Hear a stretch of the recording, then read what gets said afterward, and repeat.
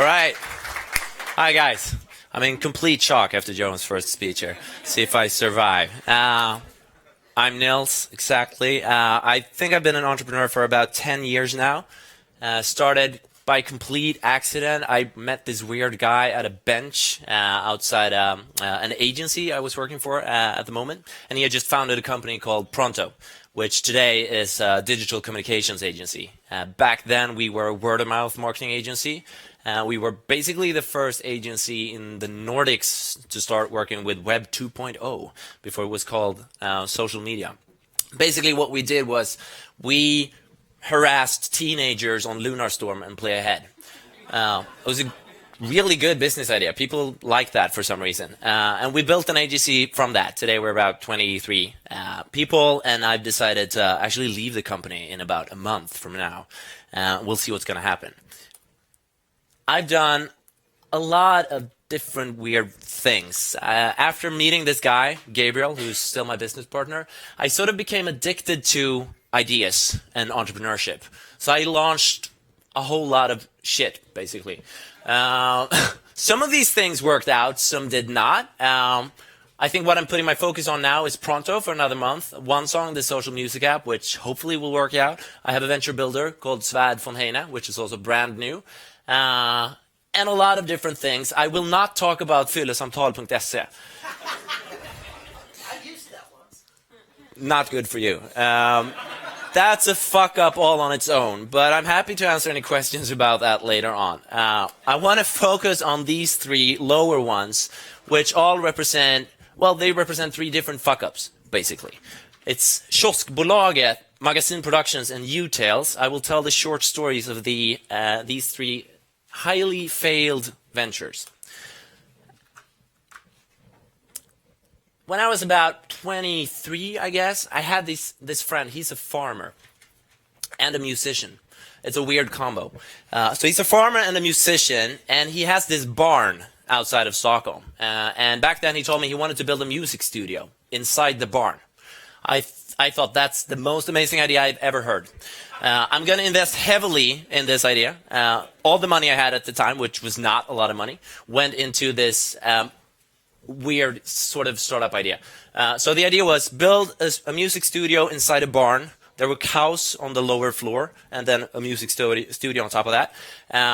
Rent it out to musicians. Makes sense. I had a good idea of live streaming 24/7 from the studio, and we would have artists come in and do sponsored gigs, I guess. Great. I invested, I think it was 20,000 SEK, which was a lot of money for me as a 23-year-old. Basically everything I had to buy studio equipment. It was me, my friend, and his band of random weird dudes that I had never met before. And I think the first week we were still building this studio. We were contacted by a Swedish band that were big in the 80s and 70s called Dag Vag. Some people are old enough to remember them. I was not. I didn't know who they were. But they wanted us to, for some reason, help them do like a comeback show, a concert. So we said, sure, we'll do it. We'll rent a space, a venue. We'll invite people. We'll charge them money, and we'll take part of the earnings. Said and done. Did that. Worked perfectly. Went back, kept building the studio, and I think maybe a month later, I got a letter from the Swedish Enforcement Authority, Kronofogden. Because this company, it was not an aktiebolag, not a limited company. It was a handelsbolag.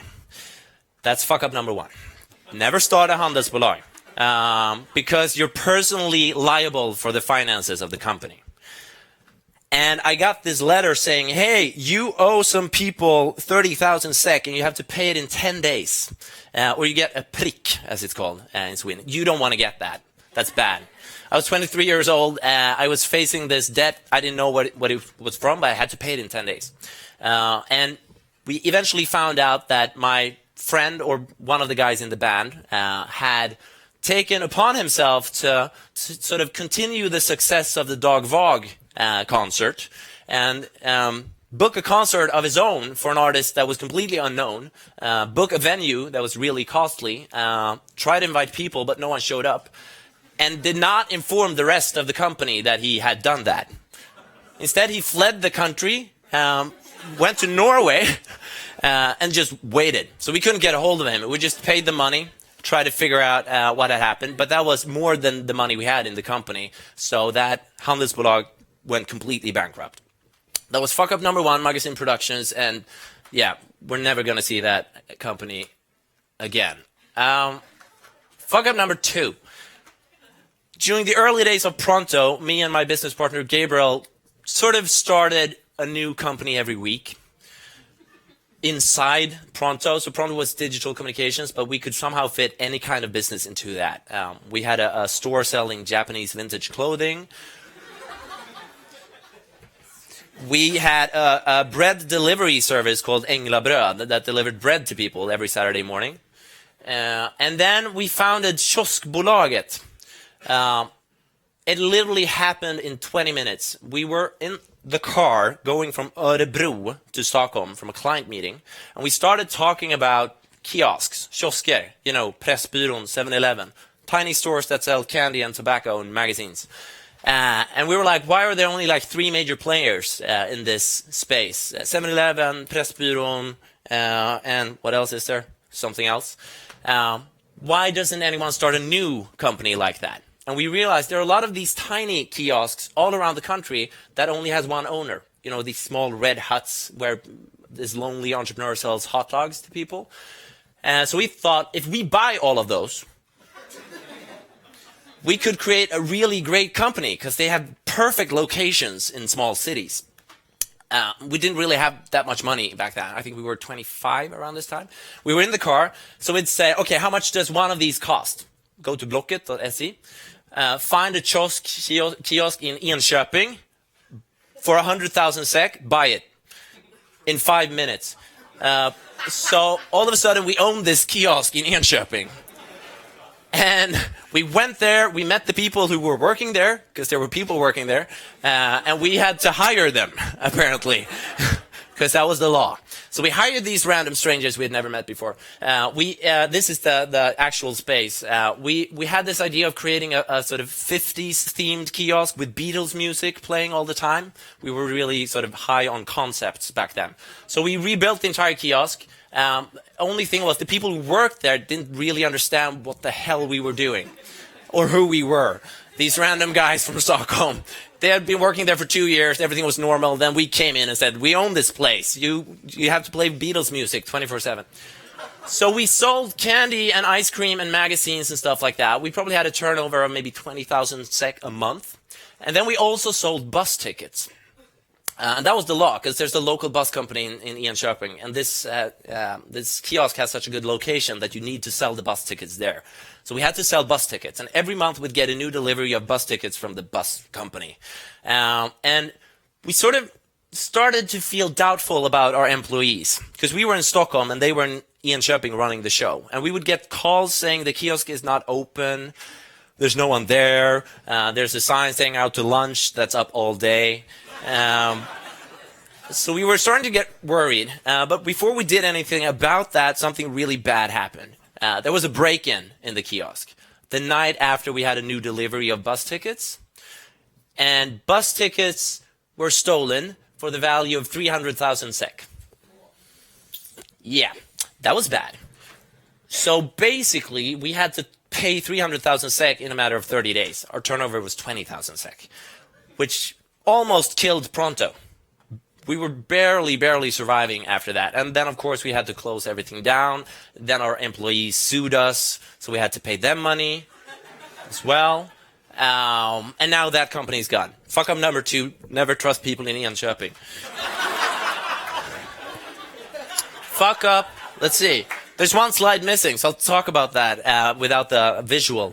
Fuck up number 3, U-tails. So fuck up number 1, I basically risked all my own money. Fuck up number 2, we also almost killed our own company. Fuck up number 3, I wasted other people's money.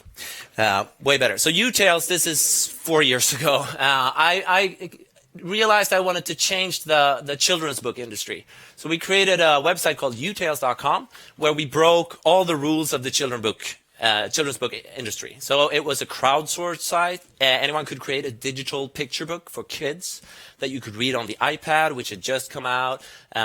You could buy them, you could subscribe to them, anyone could create it. It was a perfect site for people who want to create picture books.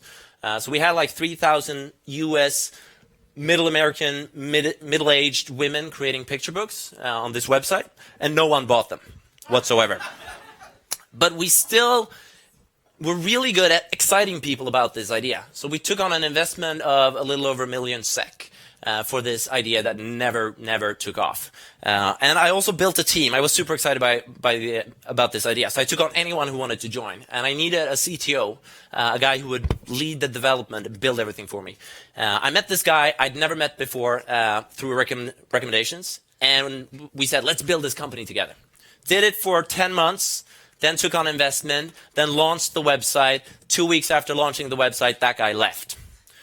But he did not leave his share in the company because he was protected by an agreement saying that his 20% he could keep even though he didn't work. Which meant I couldn't sell those to any new tech guy. I couldn't keep building the website, and all of my time went to taking care of the investors because they wanted to make money in like 6 months. And we had this failing website that didn't make any money at all. So my entire focus was keeping them happy. I was just sending reports every day to them saying, it's not going well, but soon it will. And I kept doing that.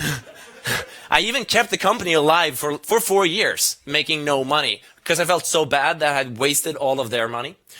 So it actually was put down a little over a month ago, because I felt now they probably forgot about it now. They probably won't kill me. That's fuck up number 3. And I think the lesson in all of these fuck ups, except for don't trust people in Enköping, is don't trust other people. I can easily blame all of these fuck ups on other people, which is good. But I hopefully will realize that I'm part of the problem here. I was too excited about the idea that I didn't focus enough on the team and the people. And I didn't spend enough time actually explaining the visions and making sure that everyone was aligned in what we wanted to do.